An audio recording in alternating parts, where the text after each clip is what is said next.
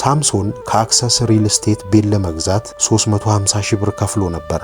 እኔ ከሀገር ከወጣሁ ከቀናት በኋላ ሳምሶን ለዚሁ ባልደረባዬ ስልክ ይደውላል። የሚገርመው 350 ሺህ ብሩን 1 ሚሊዮን ብር አድርጋችሁ ስጡኝ ብሎ መጠየቁ ነው። የሚደንቀው 1 ሚሊዮን ብር ካልሰጣችሁኝ አቶ ኤርሚያስ የህዝብ ብር ዘርፎ ጠፍቷል ብዬ ጋዜጣ ላይ አጋልጠዋለሁ ብሎ መዛቱ ነው። ይህ የሳምሶን ዛቻ ሲያስደነግጠውና ስጋቱ እረፍት ሲነሳው ነበር ባልደረባዬ ወደ ዋሽንግተን ደውሎ የሆነውን ነገር በዝርዝር የነገረኝ። ነገሩ ቢያስገርመኝም ሳምሶን ያለውን ያደርጋል፣ የዛተውን ይፈጽምብኛል ብዬ ለመጠርጠር አልቻልኩም። ለዚህም ነው ጉዳዩን ቀለል አድርጌ በማየት ለባልደረባዬ በሌሎች ጉዳዮች ላይ ትኩረት እንዲያደርግ መልእክት ያስተላለፍኩት። ባልደረባዬ ግን ጉዳዩ እኔ እንደምለው ቀላል እንዳልሆነ በጭንቀት ያወራኝ ጀመር። ምን ማለትህ ነው? ከሳምሶን ጋር እኮ ቤተሰብ ነን፣ እንዲህ ያለ ነውር በፍጹም አያደርግም በማለት ላረጋጋው ሞከርኩ። አቶ ኤርሚያስ ጉዳዩ አንተ እንደምትለው አይደለም።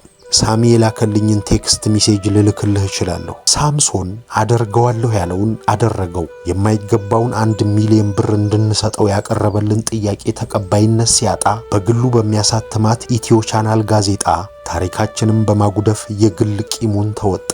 1.4 ቢሊዮን ብር ዘርፌ ካገር እንደጠፋው በአደባባይ ስሜን ጠርቶ ለፈፈ። የታላቅ ቅሌትና ዘረፋ ዜና አድርጎ በጋዜጣው ላይ አወጣኝ። ቤት ልስራላችሁ ብዬ ጎትጉቼ ሺዎችን ያታለልኩት፣ ቢሊዮን ብሮችን ዘርፌ አገር ጥዬ የኮበለልኩት፣ በአገሪቱ የቢዝነስ ታሪክ ተፈጽሞም ተሰምቶም የማይታወቀውን ታላቅ ቅሌት የፈጸምኩት የኔ የዘራፊው ኤርሚያስ ጠቅል አመልጋ ፎቶግራፍ የጋዜጣው የፊት ገጽ ላይ አሰጣኝ።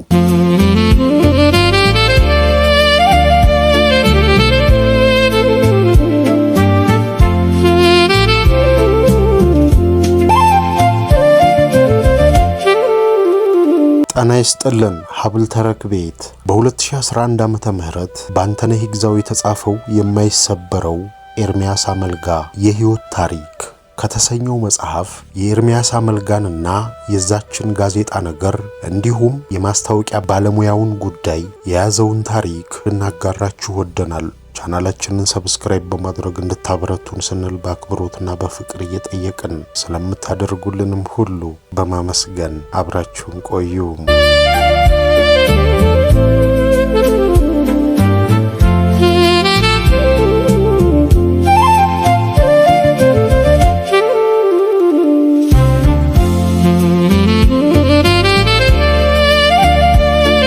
ያቺ ጋዜጣ አንድ ዕለት የአክሰስ ሪል ስቴት የሽያጭ ሰራተኛ የሆነ ባልደረባችን ከአዲስ አበባ ስልክ ደወለልኝ። እኔ ዋሽንግተን ሆኜ ካዘመመበት ላቃናው ደፋ ቀና ምልለትን አክሰስ ሪል ስቴት አንድ ሰው አዲስ አበባ ላይ ሆኖ መቀመቅ ሊያወርደው ቆርጦ መነሳቱን ሰማሁ።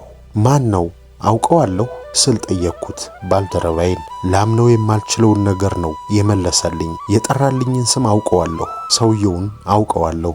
ከረጅም ዓመታት በፊት አንድ ዕለት ከሴትየዋ ጋር ወደ ቢሮዬ መጥቶ የተዋወቀኝ ሰውዬ ነው። እንዲህ ነበር ከሰውየው ጋር የተዋወቅ ነው። ሮያል ክራውን የማዕድን ውሃ ፋብሪካ በማቋቋሙበት ወቅት ነበር። አዲሱን ምርታችንን በስፋት ለማስተዋወቅ የሚያስችል የቴሌቪዥን ማስታወቂያ ለማሰራት በወቅቱ በዘርፉ ተሰማርተው ይሰሩ የነበሩ ድርጅቶችን ጋበዝኩ። ለሮያል ክራውን ሊሰሩ ያሰቡትን ማስታወቂያ አጠቃላይ አቀራረብና ይዘት በተመለከተ ማብራሪያ እንዲያቀርቡልኝ በጋበዝኳቸው መሰረት 5 የማስታወቂያ ድርጅቶች ሐሳባቸውንና አቀራረባቸውን ይዘው በመምጣት አስገመገሙ። 4ቱ ድርጅቶች በማስታወቂያ ሥራ የዳበረ ልምድና ዕውቅና ያላቸው ሲሆኑ አንደኛው ግን እምብዛም ታዋቂ አልነበረም። በሚገርም ሁኔታ ግን ከሁሉም ድርጅቶች በሐሳቡም ሆነ በአቀራረቡ የሳበኝ ይኸው ታዋቂ ያልሆነ የማስታወቂያ ድርጅት ነበረ። የድርጅቱ ባለቤት አንዲት ሴት ስትሆን ማስታወቂያውን እንድገመግመው ያቀረበልኝ ግን በረዳትነት ቀጥራ የምታሰራው ሌላ ሰው ነበር። ግለሰቡ በሚገባ ተዘጋጅቶ ነበር የመጣው። ሮያል ክራውን የማዕድን ውሃዎች ንጉስ ምናምን እያለ ያዘጋጀውን ማስታወቂያ አሳምሮ ተረከልኝ። የቃላት ምርጫውን፣ አተራረኩን፣ የምስል ቅንብር ሐሳቡንና አጠቃላይ አቀራረቡን ወደድኩት። ወዲያውኑ ነበረ ከድርጅቱ ጋር ለመስራት የወሰንኩት። ለድርጅቱ ባለቤት ማስታወቂያውን እንደመረጥኩት ነግሬያት በቀጣይ ቀናት ውል ልንፈጽምና በአፋጣኝ የፕሮዳክሽን ስራ ሊጀምሩ ተስማምተን በቀጠሮ ተለያየን። በሶስተኛው ቀን ከማስታወቂያ ስራ ጋር በተያያዘ ሊያናግረኝ የሚፈልግ እንግዳ ከውጭ እንደሚጠብቀኝ ተነገረኝ።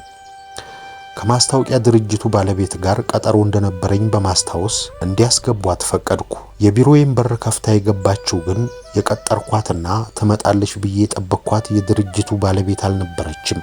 ከቀናት በፊት አብሯት መጥቶ ማስታወቂያውን ያስገመገመኝ ረዳቷ ብቻውን ተመልሶ መጥቶ ሰላምታ ሰጠኝ። ሰላምታ ተለዋውጠን ጥቂት ከተጨዋወትን በኋላ ከሴትዮዋ ጋር አለመግባባት መፈጠሩንና አብሯት መስራቱን ማቆሙን ነገረኝ። የሮያል ክራውንን ማስታወቂያ ራሱን ችሎ በግሉ ለመስራት እንደሚፈልግም ገለጸልኝ። ስራውን እሱ እንደሰራው አውቃለሁ።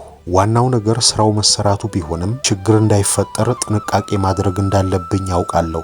ከቀናት በፊት ወደ ቢሮዬ መጥቶ ማስታወቂያውን ያነበበልኝ እሱ ቢሆንም ለማስታወቂያ ስራ እንዲወዳደር የጋበዝነውም ሆነ ለስራው የመረጥነው የሴትዮዋን ድርጅት ነው። ስለ ቀጣዩ ስራ የተነጋገርነውና ቀጠሮ የያዝነውም ከድርጅቱ ባለቤት ጋር ነው።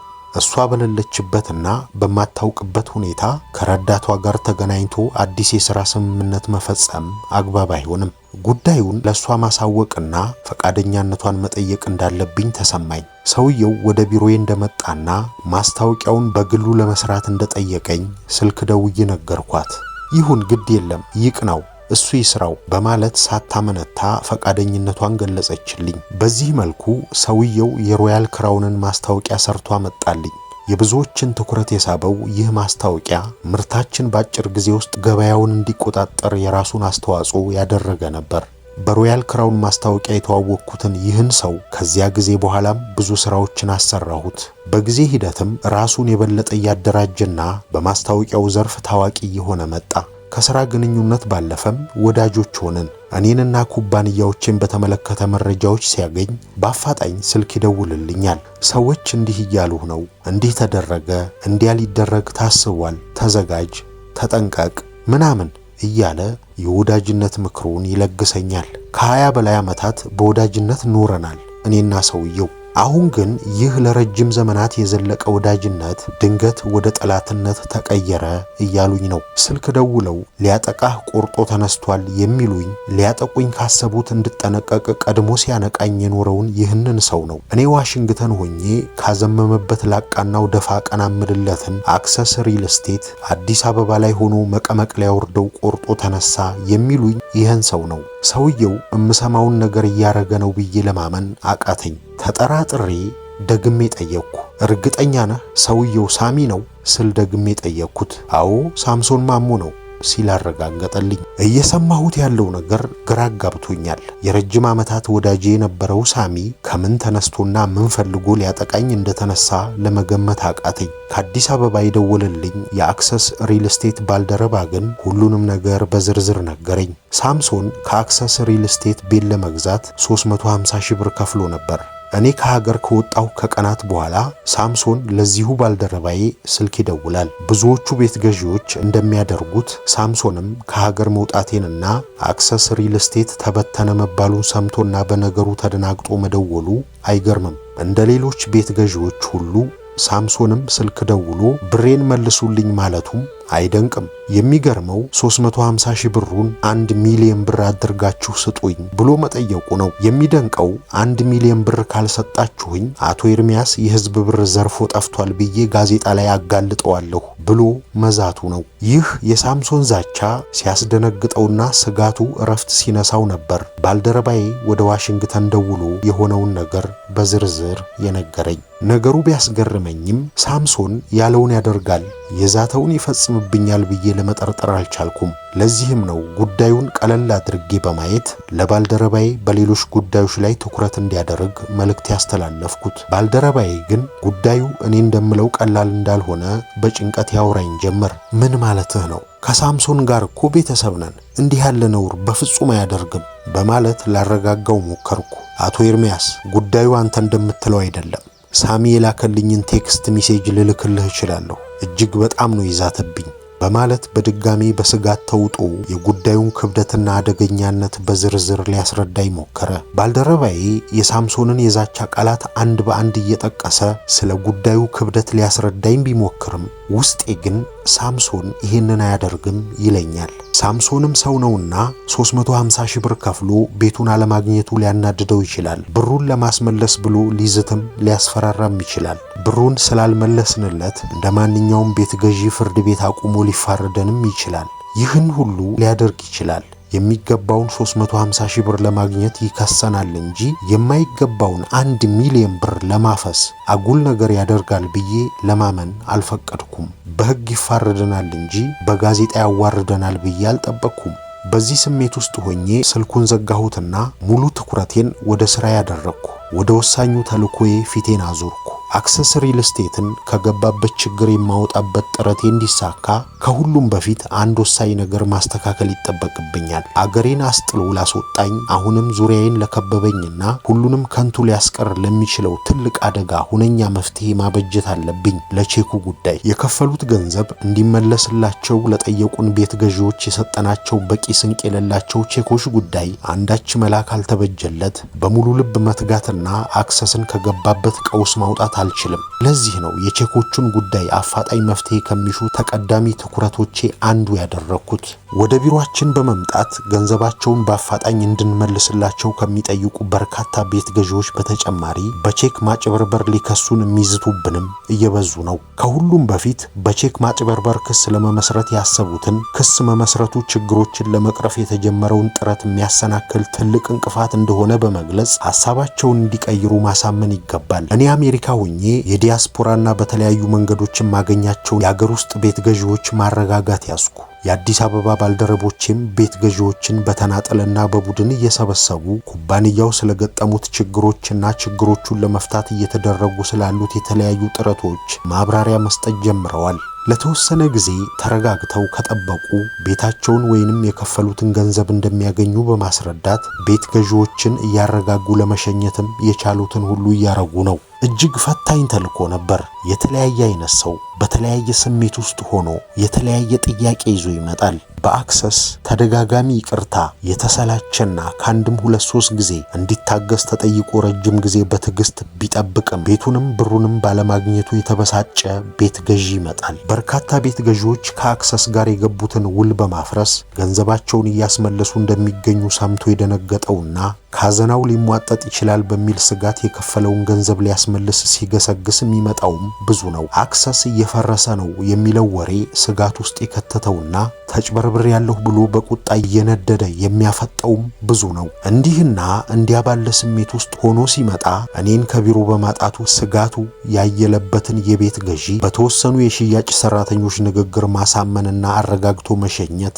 እጅግ ፈታኝና ትዕግስትን የሚጠይቅ ስራ ነበር። ያም ሆኖ ግን አክሰስ በገጠመው ጊዜያዊ የገንዘብ እጥረት ምክንያት የከፈሉትን ገንዘብ በአፋጣኝ ሊከፍላቸው እንደማይችል የተረዱና ችግሮች እስከሚፈቱ በትዕግስት ለመጠበቅ የፈቀዱ የተወሰኑ የቤት ገዢዎችም ነበሩ። ነገን በተስፋ የሚማትሩ። ነገ ግን ለነዚህኛዎቹም ለነዚያኛዎቹም ለኔም ለአክሰስ ሪል ስቴት ቤተሰቦችም ለሁላችንም ጥሩ ቀን አልሆነችም። ጉድ እንጂ ተስፋ ይዛ አልነጋችም። የጉድ ማለዳ የቅሌት ቅዳሜ ሆና ከተፋለች። ጉዳዩ በቀጥታ የሚመለከታቸውን የአክሰስ ሪል ስቴት ቤት ገዢዎችና ባለአክሲዮኖች ብቻም ሳይሆን ሀገር ምድሩን በድንጋጤ ክው ያደረገ በግርምት አጀብ ያሰኘ ያልተጠበቀ ታላቅ ጉድ በጋዜጣ ላይ ይዛ መጣች። ሳምሶን አደርገዋለሁ ያለውን አደረገው። የማይገባውን 1 ሚሊዮን ብር እንድንሰጠው ያቀረበልን ጥያቄ ተቀባይነት ሲያጣ በግሉ በሚያሳትማት ኢትዮ ቻናል ጋዜጣ ታሪካችንም በማጉደፍ የግል ቂሙን ተወጣ። 1.4 ቢሊዮን ብር ዘርፌ ካገር እንደጠፋው በአደባባይ ስሜን ጠርቶ ለፈፈ።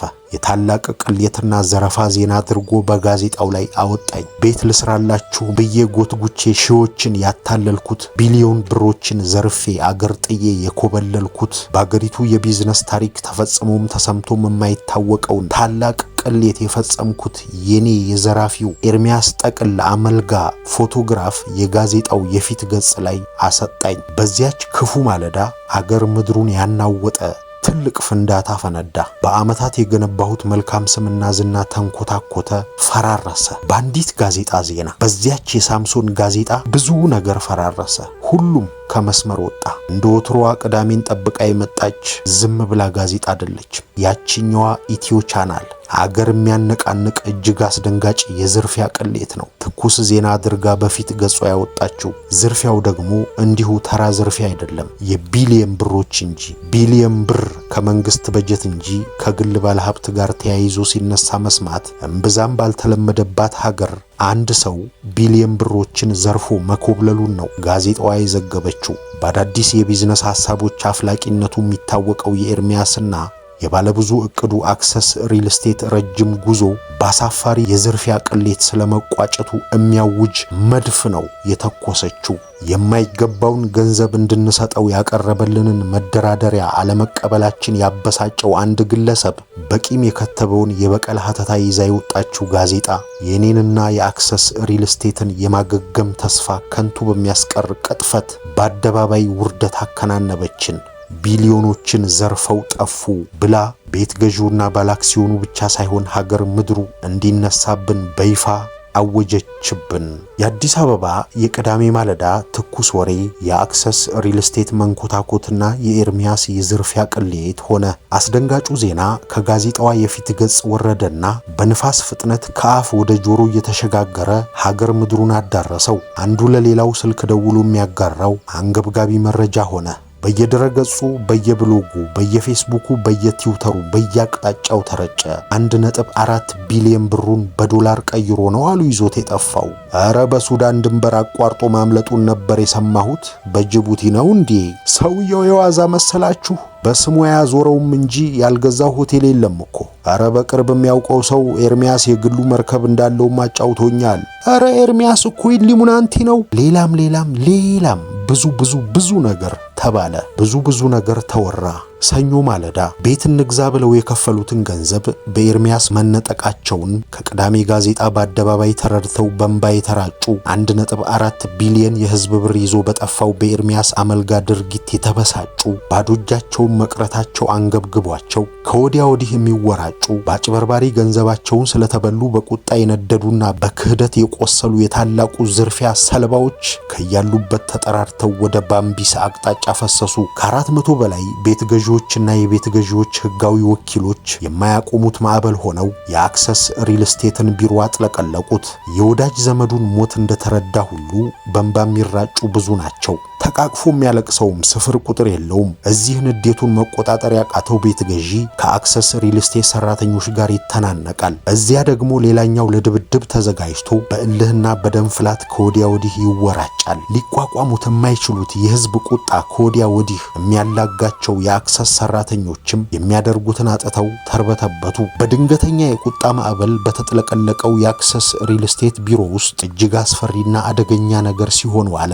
ማለዳ ላይ የጀመረው ግርግርና ብጥብጥ አመሻሽ ላይ በፖሊሶች ጣልቃ ገብነት ረገብ አለ። ቤት ገዢዎችን ለማረጋጋትና ከቢሮ በማስወጣት በሩን ለመዝጋት ቢሞከርም አንዳንዶች እዚሁ እናድራለን ብለው እምቢ አሉ። ነገሩ ከቁጥጥር ውጭ ቢሆንም ፖሊሶች ባደረጉት ጥረት በስተመጨረሻ ነገሮች ተረጋጉ። እንደምንም ቤት ገዢዎች እንዲወጡ ተደርጎ የአክሰስ ቢሮ ተዘጋ።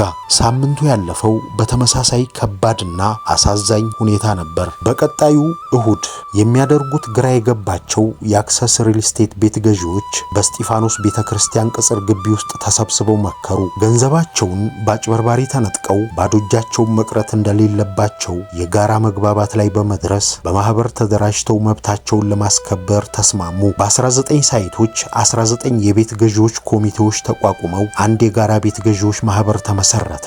ማህበሩ እንደተቋቋመ ያደረገው የመጀመሪያው ነገር በወቅቱ የአክሰስ ሪል ስቴት ምክትል ስራ አስኪያጅ የነበረውን ግለሰብ በማግኘት ኩባንያው ስለሚገኝበት ሁኔታ ማብራሪያ እንዲሰጥ ማድረግ ነበር። ኮሚቴው አክሰስ ሪል ስቴት ያለውን ንብረትና ሀብት በዝርዝር በማጣራት ምዝገባ ማድረግና ንብረቶቹን ለማስከበር ጥረት ማድረግ ቀጠለ። የባሰው አስደንጋጭ ነገር የተሰማው በዚህ ወቅት ነበር።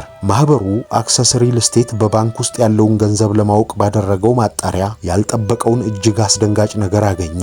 በወቅቱ በአክሰስ ሪል ስቴት የባንክ አካውንት ውስጥ የተገኘው ገንዘብ 129 ብር ብቻ ነበር። የማህበሩና የኮሚቴ አባላት፣ ቤት ገዢዎችና ባለአክሲዮኖች ከኩባንያው ጋር የሥራ ግንኙነት ያላቸው አካላት ብቻ ሳይሆኑ ነገሩን የሰሙ ሁሉ በድንጋጤ ክው አሉ። አክሰስ ሪል ስቴትን ያህል ስመጥርና ግዙፍ ኩባንያ በባንኩ ውስጥ የቀረው 129 ብር ብቻ መሆኑን የሰማ ሁሉ በከፍተኛ ግርምትና ድንጋጤ ተዋጠ። ኤርሚያስ 1.4 ቢሊዮን ብር ዘርፎ ጠፋ መባሉን ሰምቶ ለማመን የተቸገረ ቢኖር እንኳ አሁን ያለማወላወል ዝርፊያውን ለማመን ይገደዳል። ኤርሚያስም ቢሆን በባንክ ውስጥ የተገኘው 129 ብር ከህዝብ የሰበሰብኩትን ቢሊዮን ብር በሻንጣዬ ጠቅልዬ ለሀገር መጥፋቴ ተጨባጭ ማረጋገጫ ነበረ ለብዙዎች ነው የሚለው። ምን ይሄ ብቻ! ማህበሩ የአክሰስ ሪል ስቴትን መሬቶች ዝርዝር ለመመዝገብ ሰነዶችን ሲያገላብጥ ሌላ ያላሰበውን አስደንጋጭ ነገር አገኘ። በአዲስ አበባ የተለያዩ አካባቢዎች 42 ያህል መሬቶች እንዳሉት ይናገር በነበረው አክሰስ ሪል ስቴት ስም ተመዝግበው የተገኙት መሬቶች እጅግ ጥቂቶች ብቻ ሆነው ተገኙ። የአብዛኛዎቹ የአክሰስ መሬቶች የባለቤትነት ማረጋገጫዎችና ካርታዎች በሌሎች ባለሀብቶች ስም የተመዘገቡ ሆነው መገኘታቸው ከፍተኛ ድንጋጤን ፈጠረ። የማህበሩ አባላት ሰነዶችን አገላብጠው ያገኙት መረጃ ቢያስደነግጣቸው አይፈረድም። ምክንያቱም አክሰስ ሪል ስቴት መሬቶችን ያገኘባቸውን 3 ዋና ዋና መንገዶች በተመለከተ የሚያውቁት ነገር የለም። ኤርሚያስ እንደሚለው አክሰስ መሬት ያገኘበት አንደኛው መንገድ መሬት በሊዝ ወስደው በአብሮ ማልማት አብረውት ሊሰሩ ከተስማሙ ባለሀብቶች ሲሆን የመሬቶቹ የባለቤትነት ማረጋገጫና ካርታም በባለቤቶቹ ስም ተመዝግቦ የሚገኝ ነው። ሁለተኛው ደግሞ ከተለያዩ ድርጅቶች አክሲዮን በመግዛት በድርጅቶቹ ባለቤትነት ስር የነበሩ መሬቶች ባለቤት የመሆን አካሄድ ነበረ።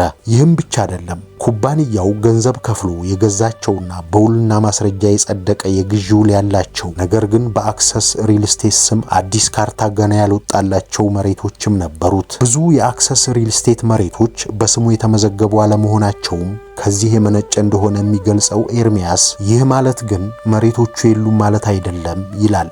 ያም ሆኖ ግን መሬቶቹ አክሰስ ሪል ስቴት ስም አለመሆናቸው የማህበሩን አባላት ብቻ ሳይሆን መላውን ቤት ገዢውንና ባለአክሲዮኑን ክፉኛ ማስደንገጡ አልቀረም። ይህ ነገር የዝርፊያውን መፈጸም የሚያረጋግጥ ሌላ ተጨባጭ መረጃ ሆኖ ተወሰደ። ጉዳዩን የሰማ ሁሉ ጉድ አለ። ኤርሚያስም በአሜሪካ ሆኖ ችግሩን ለመፍታት የጀመረውን ጥረት አጠናክሮ እንደገፋበት ይናገራል። የአዲስ አበባ ቤት ገዢዎች እንዳደረጉት ሁሉ የዲያስፖራዎቹም በማህበር እንደራጅ ብለው ጠየቁ። ይህን ሐሳብ በደስታ ከመቀበል ባለፈ ስብሰባ ሲያደርጉ ቢሮውን እንዲጠቀሙ መፍቀዱን የሚያስታውሰው ኤርሚያስ 5 አባላት ያሉት ኮሚቴን በማቋቋም ስለ ኩባንያው ዝርዝር መረጃ እንዲሰጣቸው እንደጠየቁትም ይናገራል። የኮሚቴው አባላት ብዙ ጥርጣሬዎች፣ ስጋቶችና ጥያቄዎች ነበሯቸው። ብዙ ሰዓታት ፈጅቶ ሁሉንም በዝርዝር ቢያስረዳቸውም በብዙ ጉዳዮች ዙሪያ ለማመን ተቸግረው እንደነበር የሚናገረው ኤርሚያስ በሂደት ግን ሁሉንም ነገር በማስረጃ በማስደገፍ ሊያሳምናቸው መቻሉን ይገልጻል። ብዙዎቹ የዲያስፖራ ቤት ገዢዎች አክሰስ ሪል ስቴት እንደተባለው የተዘረፈና የከሰረ ኩባንያ ለመሆኑን በመረዳት ችግሮች ተቀርፈው ፕሮጀክቶች ተጠናቀው ቤታቸውን እንደሚያገኙ ተስፋ አደረጉ። ያም ሆኖ ግን የምለው ነገር ያልተዋጠላቸውና የከፈሉት ገንዘብ እንዲመለስላቸው የሚጠይቁ ቤት ገዢዎችም ነበሩ። ኤርሚያስም ከሽያጭ ሰራተኞች ጋር በመተባበር መሰል ደንበኞችን ለማሳመንና ለማረጋጋት ጥረት ማድረጉን ቀጠለ። ይህን ተከትሎ ነው የተወሰኑ የቀድሞ የአክሰስ ሪል ስቴት ቦርድ አባላትን ያካተተ ጥምር ኮሚቴ በአዲስ አበባ የተቋቋመው። ጥምር ኮሚቴው አክሰስ ሪል ስቴት ተበትኖ እንዳይቀርና ንብረቶቹን በጥበቃ ስር እንዲቆዩ ማድረግ የሚቻልበትን ሁኔታ ለመፍጠር መንቀሳቀስ ጀመረ። የኩባንያው ቢሮ እንዳይዘጋ ለማድረግና የሰራተኞችን ደሞዝ ወጪ ለመሸፈንም ቤት ገዢዎችና ባለአክሲዮኖች በነፍስ ወከፍ 5000 ብር እንዲያዋጡ አደረገ። በቀጣይ ማድረግ በሚገባቸው ነገሮች ዙሪያም መምከር ጀመረ። በአዲስ አበባ የተቋቋመው ጥምር ኮሚቴ የአክሰስ ሪል ስቴትን አመራርነት ሲረከብ እኔ ሙሉ ለሙሉ ከጨዋታው ውጪ ተደረኩ። ኩባንያውን በተመለከቱ ወሳኝ ጉዳዮች ዙሪያ ለመምከርና ችግሮችን ለመፍታት የሚሰባሰቡት ኩባንያውንም ችግሮቹንም በቅጡ የማያውቁት የጥምር ኮሚቴው አባላት ሆኑ። አክሰስ ሪል ስቴትን ከቀውስ ለማውጣት የሚያስችሉ ስትራቴጂክ አማራጮችን የማፍለቁን ኃላፊነት የተረከበው በቢዝነስና ኢንቨስትመንት ዘርፍ ምንም አይነት ዕውቀትም ሆነ ልምድ በሌላቸው ግለሰቦች የተሞላው ይህ ኮሚቴ ሆነ። ነባራዊ ሁኔታዎችን ያገናዘቡ አካሄዶችን የመቀየስና የኩባንያውን መጻኢ ዕድል የመወሰን ስልጣኑን የያዙት ስለ ኩባንያው ያለፈ ታሪክና የአሁን ሁኔታ በቂ መረጃና ግንዛቤ የሌላቸው ባይተዋሮች ሆኑ። በሺዎች የሚቆጠሩ ባለድርሻ አካላት ጉዳይ የሆነው የአክሰስ ሪል ስቴት ህልውናና ቀጣይ ጣፈንታ ይህ ነው የሚባል የመፍትሄ አማራጭም ሆነ ትርጉም ያለው እቅድ የማመንጨት ብቃት በሌላቸው ጥቂት የኮሚቴ አባላት እንዲወሰን ተፈረደበት። አክሰስ ሪል ስቴትን ከኔ ወጥቶ በጥምር ኮሚቴ አባላት እጅ ወደቀ ይላል ኤርሚያስ አመልጋ በአክሰስ ሪል ስቴት ጉዳይ ውሳኔ መስጠት ስልጣኑ ስላጣበት ወቅት ሲናገር የአክሰስ ሪል ስቴትን አመራርነት የተረከበው ጥምር ኮሚቴ ችግሩን ለመፍታት ጥረት ማድረጉን ቀጠለ። ያም ሆኖ ግን ኤርሚያስ እንደሚለው የኮሚቴው አባላት ኩባንያውን ከገባበት ችግር ለማውጣት ወይም የቤት ገዢዎችንና የባለ አክሲዮኖችን ጥያቄ ለመመለስ የሚያስችል መፍትሄ ለማመንጨት ይቅርና የአክሰስ ሪል ስቴትን ችግር በአግባቡ ለመረዳት እንኳን አልቻሉም። የኮሚቴው አባላት በተደጋጋሚ ይሰበሰባሉ፣ ሲነጋገሩ ይውላሉ። ይህ ነው የሚባል ውጤት ሳያገኙ ይበተናሉ። መፍትሄ ሊያመነጩ የተሰባሰቡት እነዚህ ሰዎች ሁሉም ነገር ከአቅማቸው በላይ ሲሆንባቸውና ችግሩን መፍታት ሲያቅታቸው በየአደባባዩ ስሜን በማጥፋትና በዝርፊያ በመወንጀል ወራትን ገፉ ይላል ኤርሚያስ አመልጋ።